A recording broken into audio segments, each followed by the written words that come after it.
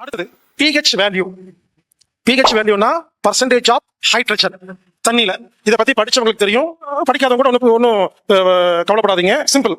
pH value 0 முதல் 7 வரைக்கும் இருந்தா அமிலம், 7ல இருந்து 14 காரம். இன்னொரு பாஷையில சொல்லணும்னா ஆசிட் பேஸ். ரத்தத்தின் pH வேல்யூ 7.4.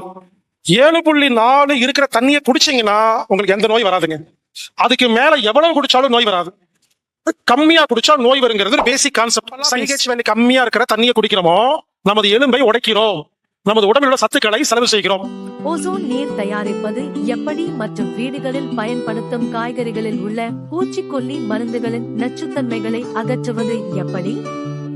மேலும் சாப்பாட்டு எண்ணெயில் கலந்த உள்ள கெமிக்கலை அகற்றுவது எப்படி? சுகர் புண்களை ஆற்றுவதற்கு ஆயில் தயாரிப்பது எப்படி?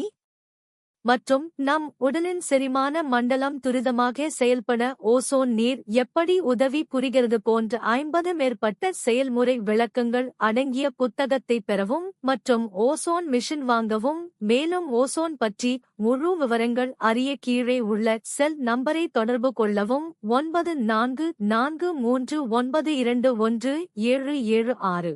மேலும் 9363621776.